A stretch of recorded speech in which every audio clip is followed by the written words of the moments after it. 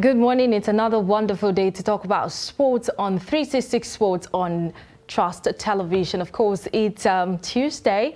A lot of activities have happened over 24 hours or less than 24 hours. My name is Martia Umar. I'm not alone in the studio this morning. Ibrahim, good morning to you. Good morning, Martia. It's nice to be here to talk sports this beautiful Tuesday. Exactly. A lot of things have happened and a lot of changes, yes, before the evening. Exactly. Well, and that's how it is. That's what the world of sports is. It's all about evolution and revolution, and actually things change, and change is the only constant thing. And of course, that's why we love sports, and that's why we love being here, and that's why we love talking about it. Exactly. And so let's talk about sports now. We'll be starting from the home team. A lot of things have happened in the last, less than 24 hours, like Ibrahim said. Evolution and changes in the world of sports, basically. So we'll start with this one. About the handball. Of course, handball is still very much loud in the air. The handball teams are slugging it out on the pitch, and we have scores for today. The Premier League, Prudent Energy Premier League handball for that's taking place in Lagos. Of course, it's happening, and we've seen a lot of energy put into what they've been playing. The Prudent Energy saw games played out yesterday. Day 2 of the Prudent Energy match. Yes, well, I mean, like, handball is a sport in Nigeria that we used to do very well in handball, and then at one point we sort of like fell off, and we weren't doing as good as we were supposed to. So I think with the Prudent Energy handball right now coming into play, and it's a league that is actually being played locally, it'll give us the opportunity to actually bring forth new talent, make us a very big stand when it comes to handball. And I think it's one of those sports that we in Nigeria can really do very well when it comes to that. We've always talked about it, that we don't have corporate sponsorship when it comes to sports, and when it comes to the leagues most especially. But having somebody coming in to say, okay, fine, let's do handball, let's sponsor a league, let's see whether we can be able to make it worthwhile, I think it's something absolutely fantastic, and it's great for Nigerian handball. Exactly. Handball is 50 years old now, and we like to look at the fixtures for yesterday, where we saw the men and women category slugging it out of the pitch with the teams that were present in Lagos for the second phase of the handball, Prudent Energy Handball Premier League happening in Lagos. So the men's category, let's start with the women's category. Yes, ladies first, actually. All right, let's go with that. So Safety Babes beat Plateau Peacocks by 23-21, which is very close when you look at it. It was actually keenly contested. Exactly. Defenders Babes had a walkover over Adorable Babes. They didn't show up. So the match was actually forfeit. So they actually had to forfeit that. But it's actually a good thing, just like I said earlier, that handball is coming to the fore. Things are being done. We're going to get the opportunity to discover new talent, both in the men's and women's game. So, I mean, that's for the women's category. Let's look at the men now. And 3 games were actually played. Owena Kings going down to Confluence Stars there. Niger United beating Benue Buffaloes by 36-27, and Tojo Marine Academy beating Kada Stars by 10-3. Yes, I think the highlight for me was Niger United and the Benue Buffaloes. When you talk about handball, of course, the Benue Buffaloes do not come close when you talk, compare Niger United and the Benue Buffaloes. But Owena Kings, before the game, I would have thought Owena Kings will bring down Confluence Stars, but at the end of the match yesterday, it was 23-19 points in favor of Confluence Stars. Yeah, and it was actually close, which shows you how keenly contested the match actually was. I mean, like 23-19, just a 4 points difference. So it's actually amazing. When you look at these scores and you see some of these games, how close they actually are, it goes to show you the level of competition that is actually there in this particular league. Apart from those ones that got whitewashed, I think Kada Stars got whitewashed by 10-3.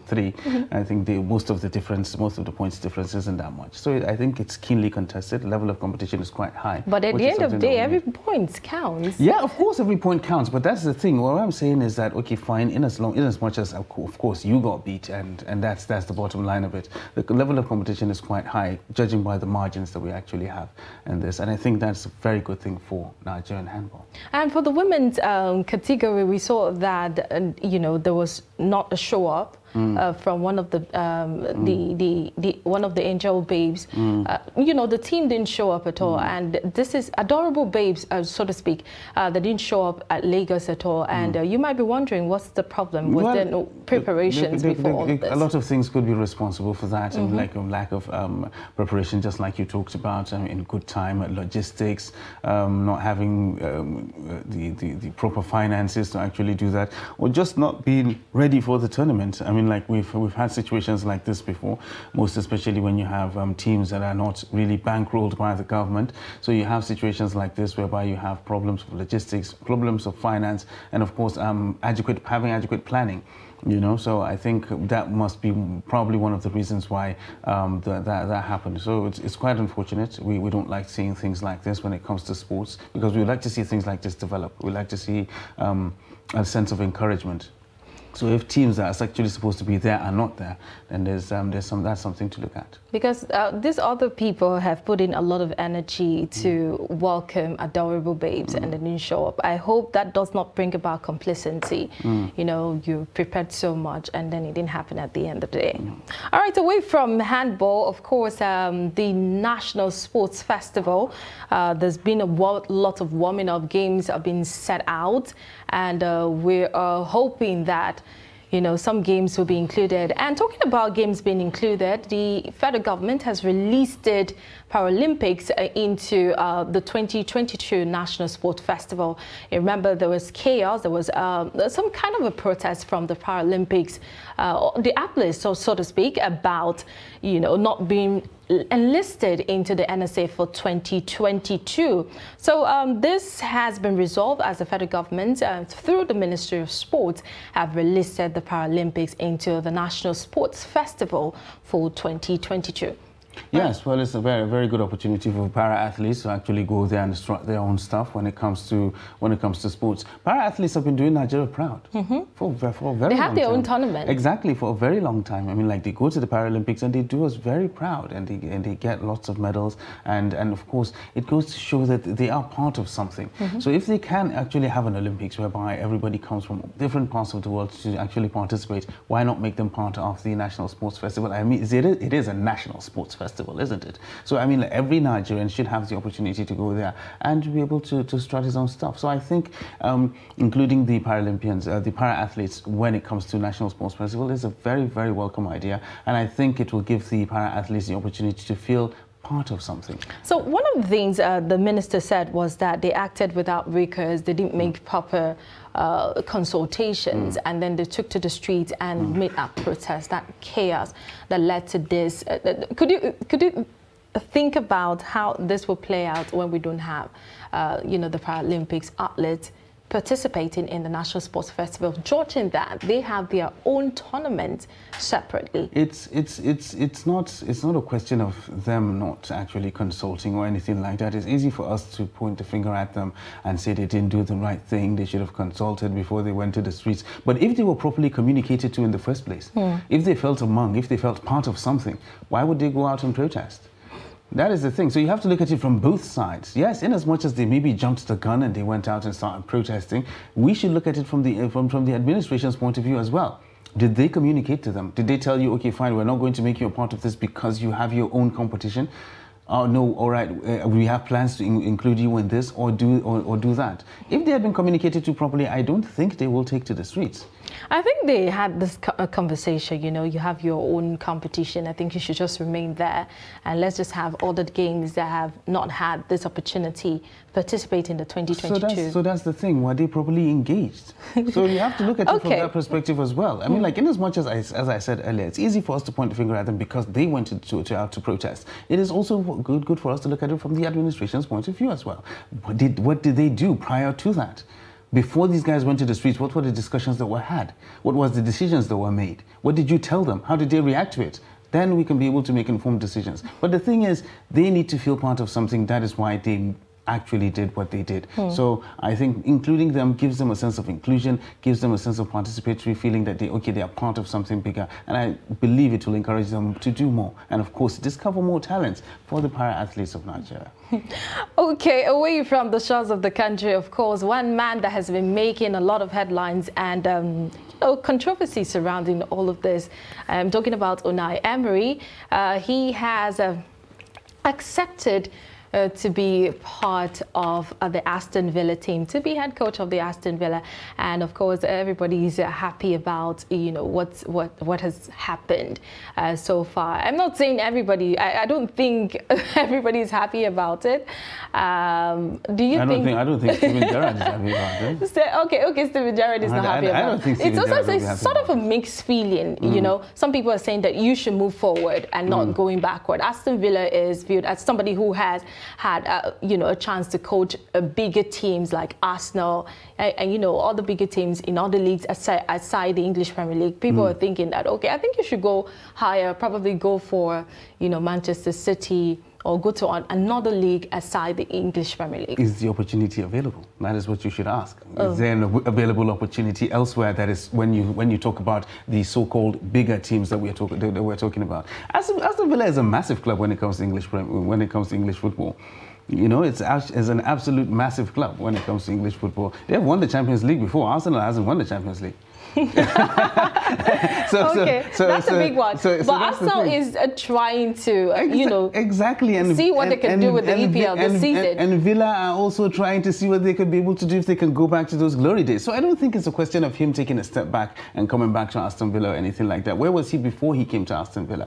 You understand? He needs to remain relevant. You need to be part of the conversation. You need to be somewhere before you can be able to get these opportunities. And I think Aston Villa is a fantastic opportunity for Unai Emery to come back, strut his stuff, and let's see what he can be able to do. And actually, they need somebody to bring in some new energy when it comes to Aston Villa. Yes, they had lots of high hopes when Stevie G came in, and we thought he was going to do an amazing job, considering what he did at Rangers. But unfortunately, it didn't work out for him at Aston Villa, and they moved him on. But typical to the English press, and typical to how English Football Association handles it, Gerrard is now part of the conversation to be the New England manager.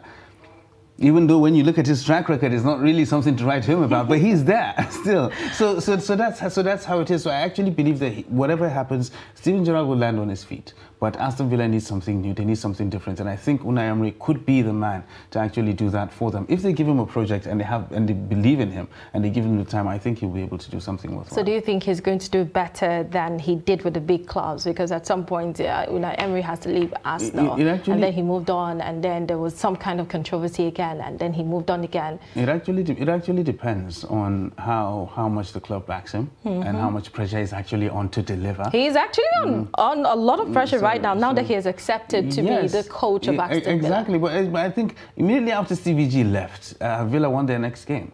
Yeah, their last game was very impressive. Exactly. They had a very impressive showing. So I think that will give him the confidence to say, okay, fine, maybe Stevie G was the problem. I mean, like if you just... By getting him out of there, a new person coming in has renewed energy, and they can be able to re-inject new energy into the club. So I think Unai Emery can do a very good job if he's properly backed by the team, by the board, and of course the fans. Aston Villa have amazing fans. I mean, like second only, I believe, just Newcastle. Their fans are absolutely amazing, and they're very passionate. And I think he can be able to get the support he needs to do something worthwhile. Having a strong Aston Villa is good for everybody. I think it is good for everybody. I mean, like, it makes the Premier League more competitive, and for us neutrals, it makes for fantastic football.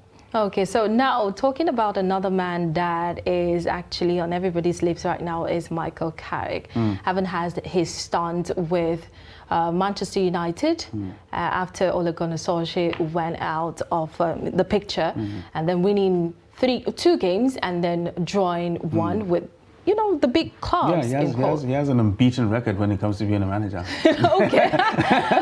Now he has accepted to be the manager of Middlesbrough. Do you think that's a good decision? Or? Well, I think on his part, I think it's fantastic. It's absolutely amazing for him to actually start at a club like Borough. So is it a saying of start small. Exactly. Okay. You need to start small before you can be able to you test your mettle, most especially in the championship. People don't really understand or don't realize how competitive the championship actually is. Is it? It is actually very, very competitive. So I think it's a very good place for him to start. Cut his teeth in as a manager, even though he does have an unbeaten record as a manager because of his 3 games that he had as interim manager of Manchester United. But going to Borough, I think it's an exceptionally good move for him. That'll give him the opportunity to go there, cut his teeth in management, really brush up his CV, and then maybe try to make a move to the Premier League in a couple of years. For Middlesbrough, I'm not sure.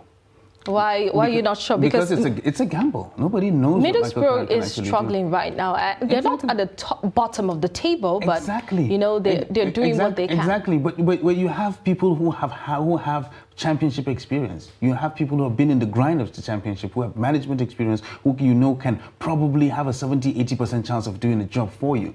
But Micheal Carrick is an unknown quantity. Nobody knows what he can do. So except for what he has performed with Manchester United. So they're just bringing him in right now, hoping that he'll be able to make the difference and bring a change in their fortunes. So it's a gamble on the part of Borough. And well, we hope it pays off for them. And but it's either way, no matter how it works out, I think it's a fantastic move for Micheal Carrick in his career, and of course taking up the managerial position in Middlesbrough. And this is his first management position. Let's see. Well, the only time will tell what this would yield. Having Middlesbrough go for a manager. Initially, he wasn't ready. He had to, leave the football world, go spend time with his family, and now he's back. So we'll keep our fingers crossed and see what the action will be like. So talking about actions right now, the EPL, of course, it wasn't left without games yesterday. We saw AFC Bournemouth slugging it out with West Ham. But at the end of the game, it was 2-0 in favour of West Ham. West Ham picked 3 points, but there was a lot of controversy. The VAR acted, and then there was a penalty that was missed. It was filled with action yesterday. Well, as neutrals, we love to see games like this. I mean, like the chaos sometimes makes it all worthwhile. The whole controversy with VAR. I mean, like a lot of people, the problem that they have with VAR is the consistency. Sometimes they give decisions, and then you find a situation in the same kind of situation in another different game, and those decisions will not be made, and the decisions will be different. So I think as we continue to use VAR, as it continues to evolve, hopefully we'll get to perfect it, and it will get to serve the purpose that it was actually meant for. Some marginal offside decisions, penalty calls, red cards, and all that. I think as we get to use it, maybe we might get to perfect it. But as long as we're still using it, and of course it's still open to human interpretation, definitely there will be the sense of controversy when some decisions are actually made. Fantastic one for West Ham. I mean, like, it was a very solid 3 points for them to actually get.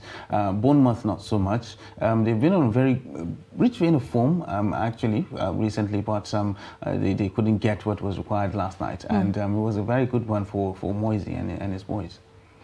All right, we will see what happens, afterwards. Of course, they'll be meeting all the clubs as they go on in the English Premier League. But not just the EPL. Matches went out yesterday in the Spanish La Liga. We saw, Celta, Vigo and Getafe. It was a draw at the end of the day. But I wasn't expecting that draw. I was expecting, rains of goals from Getafe.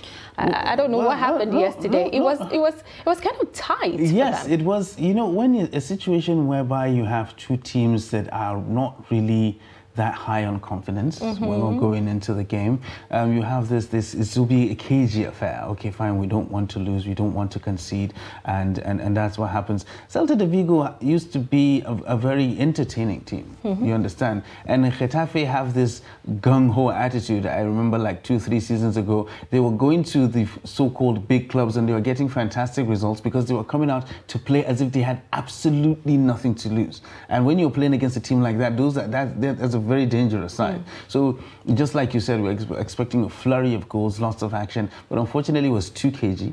Everybody was playing very conservatively, and of course we ended up with a 1-1 draw. It was a little bit underwhelming when you look at it.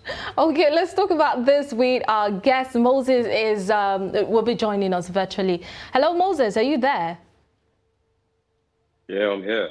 All right, Moses, we've talked about a lot of things lately on 360 Sports, and I would say you've missed a lot, but let's talk about Micheal Carrick right now. That's what a lot of people are talking about, you know, being his first management position. What do you think about this move?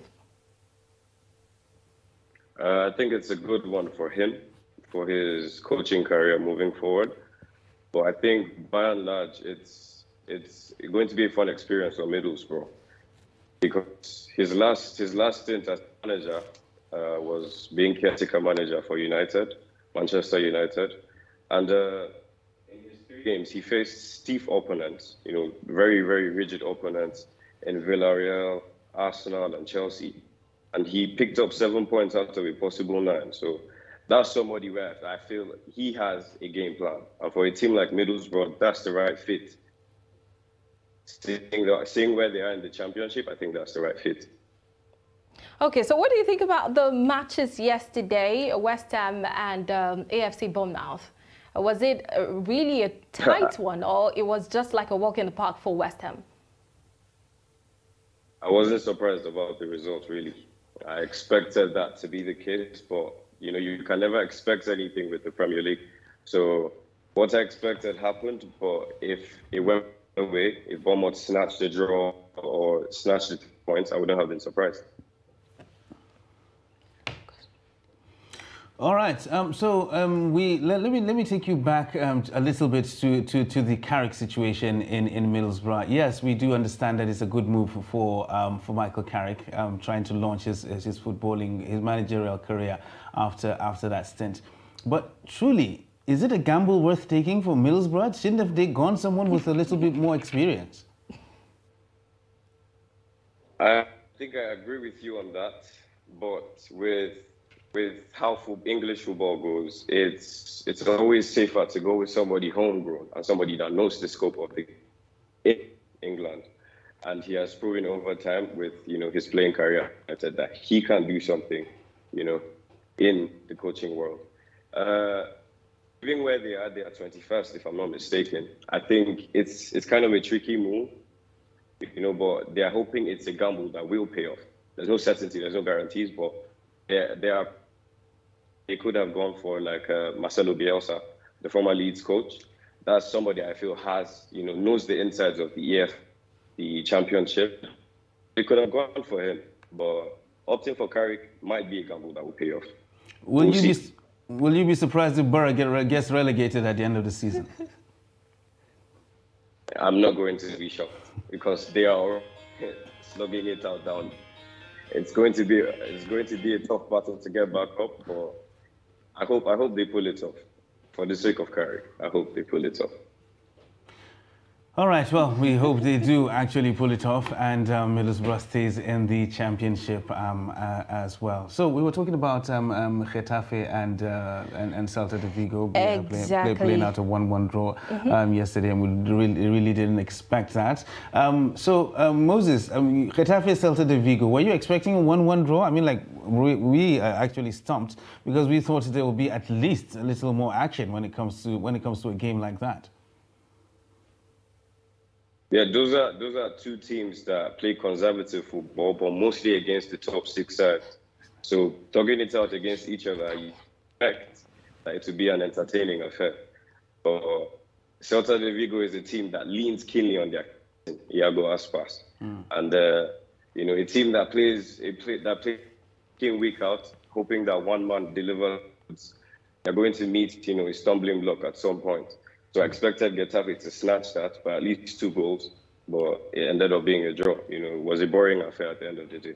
Yes, it was actually quite a boring affair, most especially for us neutrals that were expecting to see more action. Well, actually, some games were still played when it came to the Italian Serie A as well yesterday evening. Some interesting results actually panned out from the Serie A. Let's take a look at those games now before we wrap up.